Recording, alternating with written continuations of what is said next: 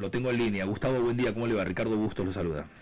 Buen día, Ricardo. Sí, por supuesto, todos tenemos el derecho a opinar sobre los asuntos públicos, incluido lo de la justicia, así que eso es indudable y creo que en este caso además hay una obligación de tomar partido porque, como usted dice, es un delito grave, tal vez uno de los delitos más graves que se han cometido en la provincia en su historia. Se inutilizaron, se dañaron edificios públicos, también el acervo histórico que implica. La Casa de Gobierno, de hecho, al día de hoy todavía no ha sido, no ha podido ser reparada. El costo económico son miles de millones de pesos, efectivamente. Y acá lo que se ha tomado es una medida, la medida judicial es ilegal, es contraria a derecho, porque la suspensión del juicio a prueba o probation, como se le quiera llamar, no es un derecho que automáticamente debe concederse, sino que es un beneficio en donde la opinión o la postura del fiscal es dirimente, es vinculante, y acá el fiscal o la fiscal, en realidad, no solo no avaló, sino que expresamente se opuso. Sí. El Código Procesal Penal de Chubut además habla de que para la concesión de este beneficio hay que escuchar al ofendido, creo que esa es la palabra que expresa, o sea, la víctima. En este caso sería el Estado, o el fiscal del Estado. Es el Estado provincial que en realidad encarna a la sociedad en su conjunto, que es la que con sus impuestos pagó toda esa infraestructura. También acá se ha perdido documentación de causas penales y de expedientes en general administrativos. Así que es una decisión que va contra derecho, que expone, en el mejor de los casos, desconocimiento del derecho, porque el derecho también lo compone la jurisprudencia y la doctrina del Superior Tribunal en esto es tajante en cuanto a exigir, lo dijo muy bien ayer, lo señaló el Procurador General Miquel Arena, que es infranqueable el avance de este beneficio si se opone el Ministerio Público Fiscal, que es el caso. Y yo creo que además lo que genera es impunidad, porque usted lo señalaba muy bien recién, acá no es que hay una condena asegurada, lo que hay es, o lo que debe haber es un juicio.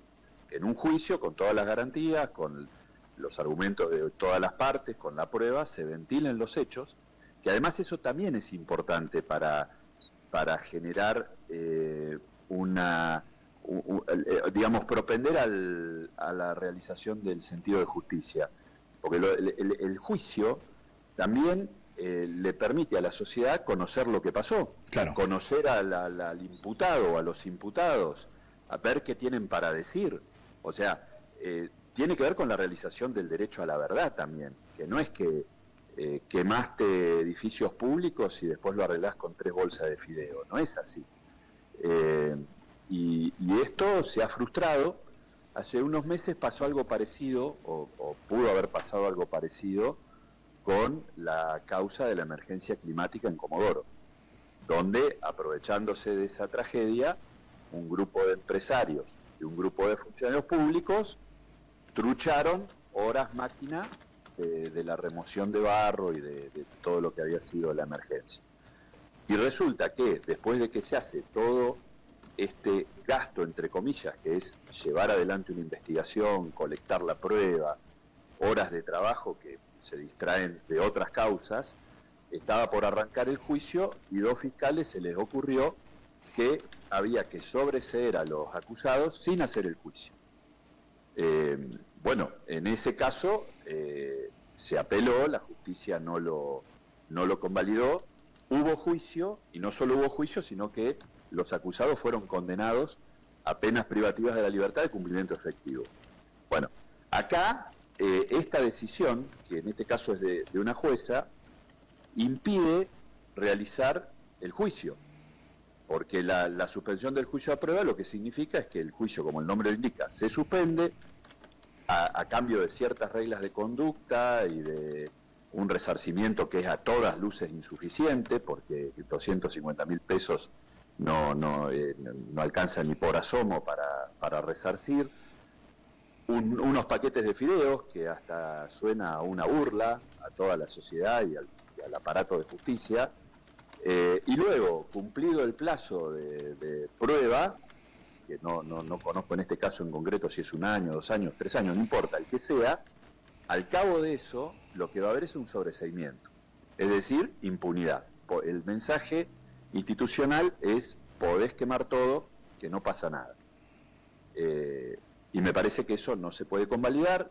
Ya la fiscal ha sido muy clara que esto va a ser recurrido, y también está claro que una cuestión así no puede prosperar porque ya hay antecedentes sobrados en cuanto a esta postura, pero se genera esta situación de estrépito social y además una pérdida de tiempo, porque ahora hay que esperar a que se sustancie esa apelación, es decir que este juicio probablemente se haga luego de que se revise toda esta decisión, capaz que dentro de 1 año. Entonces también se sigue demorando, y eso es un mandato constitucional y de tratados internacionales, que es realizar la justicia en tiempo razonable. En el menor plazo posible, claro. Exactamente. Justicia lenta, una resolución después de tantos años, no sé si tiene mucho que ver con el sentido o el concepto de justicia. Ahora, le hago un planteo, Gustavo.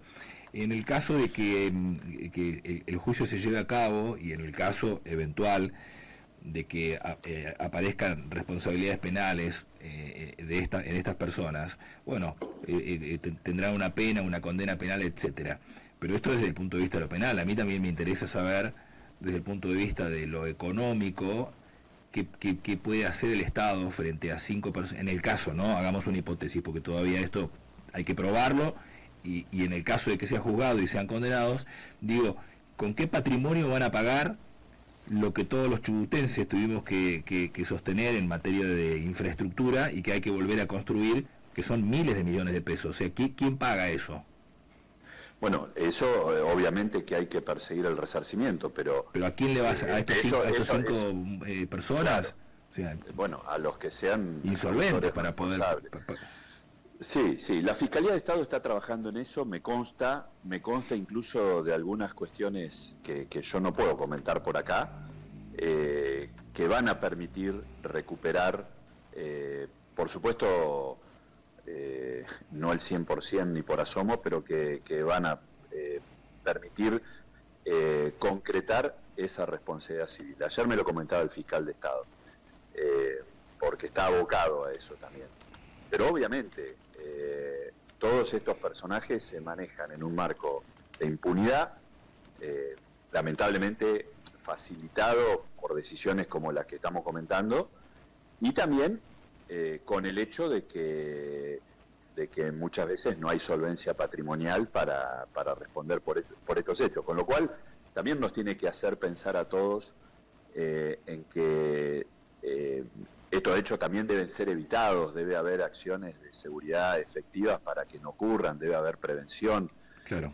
No hay que dejar pasar una, por eso cuando el otro día hubo un atisbo de esto, de generar perturbación en las sesiones, hicimos uso de no de una potestad, sino de un deber que nos impone el reglamento, porque no podemos permitir que vuelva a ser moneda corriente, que las sesiones hay que ver hasta último momento si se pueden hacer o no, si se pueden terminar o no. Y cuando hubo también un hecho de violencia para con algunos diputados y con sus familiares y personas ajenas a la cuestión legislativa, también formulamos la denuncia penal correspondiente, porque es nuestro deber, pero porque también hay que mandar una señal muy clara de que una cosa es el debate político, podemos no estar de acuerdo en lo que opinamos, podemos no estar de acuerdo, no puede no me gustarme lo que vota una persona en una elección general o un representante en un ámbito legislativo, pero de ninguna manera eso habilita al escarnio, al escrache, al hostigamiento. Eso no tiene nada que ver con la democracia, y si además esos actos se traducen en hechos de violencia, bueno, tiene que intervenir la justicia, porque no tiene nada que ver el manifestar es una cosa, agredir a otro es otra cosa, aunque se invoque una razón de manifestación. Son cuestiones, ese absurdo, esa frase, ese cliché de no criminalizar la protesta social. La protesta social, por supuesto que no es criminalizable. Ahora, si alguien quema un edificio público, un auto, si le pega una trompada a alguien, así sea porque está festejando que salió un equipo campeón del mundo, porque protesta contra una decisión o porque no está de acuerdo, ese hecho en sí mismo, no importa lo que viene atrás, lo que dice defender, lo concreto, penalmente relevante es el hecho. Y eso tiene que intervenir los fiscales, tiene que intervenir la policía, los que somos funcionarios públicos los tenemos que denunciar y no lo tenemos que permitir. Sí, coincido, independientemente de que coincida o no, digamos, la posibilidad de poder escuchar su punto de vista, para mí es tan importante como poder escuchar el punto de vista. Estoy desde ayer tratando de buscar la opinión de los abogados defensores e incluso de los imputados para que hagan su descargo y digan qué entienden o qué tienen para decir sobre este tema, porque forma parte, casi le diría, de una vocación nuestra de que se escuchen todas las voces al respecto, independientemente de que cada uno tenga su opinión al respecto. Lo cambio de tema, fue una reflexión que hice la mañana temprano y también voy a ir en búsqueda, en la medida de lo posible, de la rectora de la Universidad de la Patagonia, la licenciada Blanco, Lidia Blanco, porque en el día de ayer, bueno, la licenciada Blanco, rectora de la Universidad de la Patagonia, con sede en Comodoro Rivadavia, de donde usted proviene, yo no sé si está ahí ahora o no, pero digamos, conoce ampliamente Comodoro y conoce la Universidad de la Patagonia. Ayer, el Consejo Superior de la Universidad de la Patagonia manifestó, entre todos sus integrantes, una resolución, una declaración, rechazando la adhesión que tuvo la legislatura de provincia y el gobierno provincial al RIGI y programando diferentes acciones tendientes a lograr voltear esa ley que ustedes sancionaron hace 2 semanas aproximadamente. ¿Qué opinión le merece el rol de la universidad en este sentido? Yo digo, cuando leía esto, digo, la verdad hay que desfinanciarla y cerrarla la universidad, porque la universidad está más vinculada con un antro de corrupción, acosos sexuales, títulos falsos, títulos truchos, y ahora esto, es decir, oponerse a una ley que de alguna manera financia el crecimiento del cual se sustenta la universidad. ¿Qué opinión le merece a usted? Que capaz que es totalmente contraria a la mía y bienvenido sea, ¿no? Nosotros aprobamos una ley, digo nosotros porque la envió el Poder Ejecutivo y obviamente comparto el envío y la aprobación que se hizo porque, bueno, el RIGI es un mecanismo, es una herramienta para paliar uno de los principales problemas que tiene la Argentina, que es que no crece su PBI desde el 2011. O sea, los datos o indicadores de pobreza tienen un correlato, que es que nuestro PBI está estancado. Y entre otras cosas está estancado porque tenemos la tasa de inversión extranjera directa más baja, o una de las más bajas de América Latina.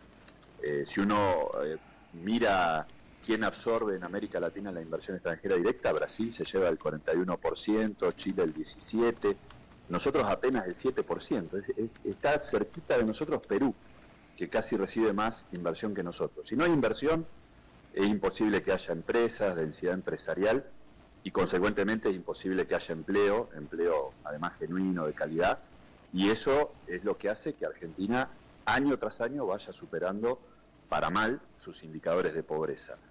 ¿Es la panacea? No, es una herramienta que incluso ya se traduce en cuestiones concretas, como por ejemplo la de Río Negro. Yo tuve la oportunidad de estar la semana pasada en Vaca Muerta y cuando se concrete esa posibilidad de sacar todo nuestro potencial de gas, por ejemplo, que hoy está limitado porque no hay dónde colocarlo, cuando esté esa planta o esas plantas, porque va a haber en realidad 2 buques para hacer la licuefacción, va a haber desarrollo, más empleo, va a haber más ingreso de divisas. Bueno, el RIGI es una herramienta para esto, que ojalá también puedan concretarse proyectos en la provincia del Chubut. Es una ley que rige, ahí hay un error de interpretación jurídica o un desconocimiento. El RIGI es una ley de la Nación, del Congreso de la Nación, aprobada en el marco, lo dice en la misma ley, de la cláusula del progreso, el artículo 75, inciso 18 de la Constitución. En realidad las adhesiones provinciales no son al RIGI, que como digo, rige desde la aprobación por el Congreso, sino a las cláusulas, o la cláusula yo la llamo de inoponibilidad de normas locales, que plantea uno de los artículos de la ley, el 165, que requiere de esa adhesión provincial para que, a esa cláusula, no al esquema, para que no sea invocable normas o actos locales que puedan ir contra la ejecución de un proyecto, de un BPU, que son los proyectos que se aprueban en el marco del RIGI. Simplemente eso. Pero me parece que hay de fondo un debate conceptual. Yo escribí una columna que probablemente se publique hoy o mañana, en donde digo, la historia argentina estuvo, no casualmente se invoca la ley, la cláusula del progreso. La cláusula del progreso la inspiró Alberdi, e implicó dos cosas. Mayor injerencia del Estado en la planificación del desarrollo, decía la Constitución, y lo dice todavía, la de 1853, para lo que en ese momento era el progreso, vías férreas y vías navegables. Y para eso planes de promoción, subsidios, exenciones. Está basado en eso. Y hay ejemplos históricos de que a Argentina le fue muy bien cuando eso tuvo lugar. El caso más paradigmático, tal vez los ferrocarriles. Pasamos de 10 kilómetros en 1854 hasta que se estatizaron en 1947, una de las redes férreas más grandes del mundo. Y eso se hizo en base a un RIGI, que fue la ley de ferrocarriles de 1884, que permitió, con mecanismos muy similares a ese desarrollo. Así que, bueno, es un debate que hay que dar, que yo creo, ojalá que se dé, y que escuchemos voces de uno. Mire, le pongo otro ejemplo. En 2015, el senador Guilde, o a instancias del senador Guilde, se aprobó la ley de energías renovables, y que gracias a la acción del gobierno que siguió, por una vez tuvimos política de Estado, el presidente Macri logró, gracias a esa ley y a la acción del gobierno de Macri, que del 0,5% de incidencia de las renovables en la matriz energética argentina, terminemos al 2019 con el 20%. Lamentablemente el gobierno de Fernández, de Massa, de Cristina, pararon, no se agregó ni un solo mega de energía renovable. En conclusión, ¿qué le diría a las autoridades de la universidad, de la cual usted creo que ha sido o es docente todavía? ¿Qué reflexión le merece la posición de la universidad? Mire, vuelvo al principio de la cuestión. Las opiniones son libres, cada uno puede opinar lo que quiere y está excelente que así sea. Y si eso sirve para permitir estos contrapuntos, para que cada uno dé sus explicaciones, fantástico. Yo creo que no hay que anular el debate. Me parece que es una equivocación. No comparto en absoluto esa conclusión, para nada. También uno podría decir, bueno, hasta qué punto, hasta qué temas, uno podría tener una mirada, tal vez como la suya, más restrictiva, de decir, bueno, en estos temas no te corresponde meterte. Y es cierto también que hay un sesgo, porque así como han escogido meterse en este tema, han obviado meterse en un montón de temas que han sido muy perjudiciales para la Argentina. Pero bueno, a mí no me escandaliza. Yo creo que está buenísimo. Si algo le faltaba a la provincia de Chubut, era debate político. Me parece buenísimo que debatamos francamente los temas. En paz, claro. Y que en lugar de andar quemando edificios, discutamos ideas, me parece. Sí, que se debata dentro de un claustro, se debata dentro de la legislatura, es el lugar. Ahora, con ese argumento de debatir, quemar edificios es todo lo contrario. Gracias, Gustavo, por su tiempo. Gracias, Ricardo, un abrazo.